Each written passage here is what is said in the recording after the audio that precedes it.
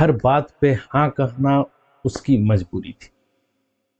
इसी आदत ने छीन ली उसकी हर खुशी थी। काम का बोझ और रिश्तों में बढ़ती दूरियां थी। उसकी अपनी कहानी ही अधूरी थी। फिर उसने सीखा कैसे डर को हराना है और अपनी खातिर ना कहना अपनाना है। यह उस लड़की की कहानी है जिसने खुद को पाया जब उसने डर पर काबू पाकर ना कहना सिखाया। रोहन एक मल्टीनेशनल कंपनी में काम करने वाला होनहार और मेहनती लड़का। वह दिल का बहुत ही अच्छा था। इतना अच्छा कि वह किसी को भी कभी काम के लिए मना नहीं करता। उसकी यही आदत उसके लिए सबसे बड़ी मजबूरी बन गई थी। ऑफिस में उससे सहकर्मी समीर को जब भी अपना काम बोझ लगता वह रोहन के पास जाता। यार रोहन, यह रिपोर्ट बनाने में मदद कर देना प्लीज, तू तो 5 मिनट में कर देगा। और रोहन जो पहले से भी अपने काम के बोझ के तले दबे रहते थे, मुस्कुराकर बोलता, हाँ ठीक है, कर देता हूं ना। नतीजा यह होते गया कि रोहन देर रात तक रुककर अपना और समीर का दोनों का काम खत्म करते रहता। उसके बॉस मिस्टर शर्मा भी रोहन की इस आदत को जानते थे। शुक्रवार की शाम थी, जब सब घर जाने के लिए तैयार हो रहे थे। मिस्टर शर्मा रोहन को बुलाते हैं और कहते हैं, रोहन, यह बहुत जरूरी प्रोजेक्ट है, मुझे सोमवार का सुबह तक चाहिए। रोहन के मन में आता है कि कहें सर, मेरे परिवार इंतजार कर रहा है, लेकिन उसके मुंह से हमेशा की तरह निकलता है, जी सर, हो जाएगा। और उसका पूरा वीकेंड उस प्रोजेक्ट के भेंट चढ़ जाता है। यह सिलसिला सिर्फ ऑफिस तक सीमित नहीं थी। उसके दोस्त जब भी कहीं बाहर जाने का प्लान बनाते, वो जानते थे कि रोहन कभी भी मना नहीं करेगा, चाहे रोहन कितना भी थका हुआ हो या उसका मन हो ना हो। दोस्तों के एक बार कहने पर वो तैयार हो जाता। इस हाँ कहने की आदत ने रोहन की जिंदगी को एक पिंजरे में जैसा बना चुका था। वह हर किसी को कोशिश करता कि खुश करने का, लेकिन वह खुद को भूल जाता। उसके चेहरे का तनाव और थकान साफ झलकने लगा। उसकी नींद कम आती थी, सिर में दर्द रहता था। वह हमेशा एक अनजाने बोझ की तरह हमेशा महसूस करता था, दबा दबा सा। एक दिन रोहन की छोटी बहन की बेटी पहली जन्मदिन था। उसने वादा किया था कि शाम तक पार्टी में जरूर आएंगे। उसी दिन ऑफिस के समीर ने अपने काम का जो फाइल था वो पकड़वा दी। बॉस ने इसे अर्जेंट बनाने के लिए बोले। रोहन ने सोचा कि वह जल्दी से काम खत्म करके चला जाएगा, लेकिन काम खत्म होते होते 10 बज गया। जब वह थका हारा पार्टी में पहुंचा तो सब जा चुके थे। उसकी बहन की आंखों में निराशा थी। उसने कहा, भैया, मैं आपसे कहा, यह दिन मेरे लिए बहुत खास है। रिया को बहुत याद आ रही। उस रात रोहन सो नहीं पाया। उसे अपनी लाचारी पर बहुत गुस्सा आया। वह दूसरों के लिए अपनी खुशियां, अपना समय और अपने वादे कुर्बान कर चुका था।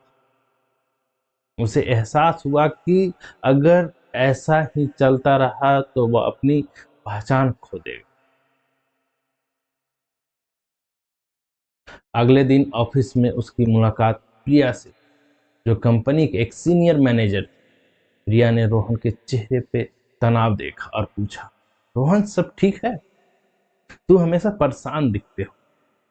रोहन की आंखों में आंसू आ गए। और उसने अपनी सारी समस्या प्रिया को बताई। प्रिया ने मुस्कुराकर कहा, रोहन, तुम्हारी समस्या यह नहीं है कि तुम अच्छे इंसान, तुम्हारी समस्या यह है कि तुम खुद का सम्मान नहीं करते। ना कहना स्वार्थी नहीं होता है, बल्कि अपनी सीमाओं का सम्मान करना होता है। याद रखो, ना अपने आप को अपने आप में एक पूरा जवाब होता है। तुम्हें हर बार सफाई देने की जरूरत नहीं होती।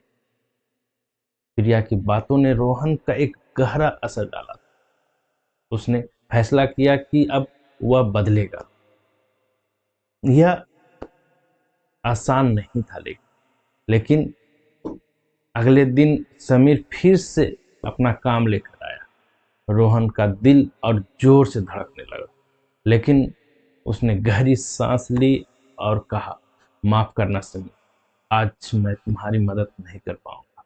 मेरे पास पहले से ही बहुत सारा काम है।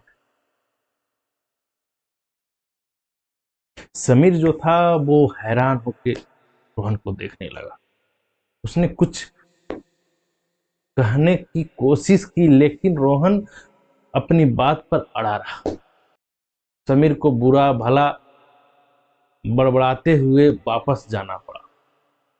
रोहन को एक पल के लिए बुरा न लगा, लेकिन फिर उसे एक अजीब सी आजादी सा महसूस हुआ। यह उसकी पहली जीत थी। अगली चुनौती शुक्रवार को आई। मिस्टर शर्मा ने फिर से उसे शाम का एक काम दे दिया। रोहन ने हिम्मत करके उसे जुटाया, हिम्मत अंदर से लाया और कहा, सर, मैं यह काम सोमवार के सुबह सबसे पहले आकर पूरा कर दूं। इस वीकेंड में मेरे एक परिवार का कार्यक्रम है जिसे मैं टाल नहीं सकता। मिस्टर शर्मा, जो पहली बार रोहन ने कुछ बातें ऐसी बोली जो आज तक नहीं बोला, उससे हैरान हो गया। लेकिन रोहन के आत्मविश्वास और ईमानदारी को देखकर उसने कहा, ठीक है रोहन, सोमवार को दे देना। उस दिन रोहन समय पर घर पहुंच गया था। उसने अपने परिवार के साथ वक्त बिताया। उसने सालों बाद इतनी शांति और खुशी महसूस हुई। धीरे धीरे रोहन ना कहना सीख गया।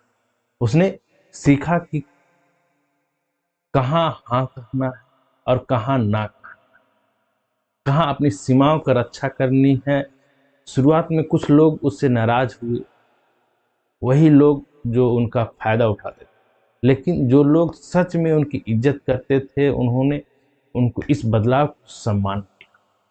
अब रोहन ऑफिस में ज्यादा खुश और पॉजिटिव रहता था। लोग उसे एक भरोसेमंद सहकर्मी के रूप में भी देखने लगे थे, ना कि एक ऐसे व्यक्ति के रूप में जिसका फायदा उठाया जा सके। उसकी निजी जिंदगी भी बेहतर हो गई। उसके पास अब खुद के लिए, अपनी शौक के लिए, अपने परिवार के लिए समय था। रोहन ने समझ लिया था कि डर पर काबू पाने का मतलब सिर्फ बाहरी खतरों से लड़ना नहीं होता है, बल्कि अपने अंदर के उस डर से भी लड़ना होता है जो हमें ना कहने से रोकता है। ना कहने की ताकत से उसे खुद से प्यार करना और अपने सम्मान करना सिखाया, और उसकी अपनी जिंदगी का सबसे बड़ा जीत थी। तो ये रोहन की कहानी नहीं थी, ये कहानी हमारे हर वैसे लोग की, हर जगह की है, हर आदमी की, हर वैसे कर्मचारी की है, हर रहने वाले इंसान की, जो अपनी ना कहने की आदत के कारण वो अपनी लाइफ को तनावपूर्ण बना देते। क्या आपके साथ भी ऐसा होता है? क्या आप भी ना कहने की हिम्मत नहीं हो पाता है? तो इस वीडियो से आपको जरूर मोटिवेट मिला होगा, एक अंदर से एक जुनून मिला होगा। अगर हाँ, इस वीडियो को ज़्यादा से ज़्यादा दोस्तों और परिवारों को शेयर कीजिएगा जो ना कहने की ताकत नहीं जुटा पाते हैं। ये वीडियो देखने के बाद उनके अंदर ताकत जरूर आ जाएगी। साथ ही अगर वीडियो पसंद आया है तो वीडियो को जरूर लाइक कीजिएगा, ज़्यादा से ज़्यादा दोस्तों को शेयर कीजिएगा और चैनल को जरूर सब्सक्राइब कर लीजिए ताकि इसी तरह की मोटिवेशनल वीडियो आपको सबसे पहले मिले। मैं कहता हूँ हंसते रहिए, मुस्कुराते रहिए, स्वस्थ रहिए और अपने अंदर एक नई पहचान के लिए ना कहने की जरूर सीखिए। तो फिर मिलते हैं एक नए वीडियो में, तब तक धन्यवाद। Thank you.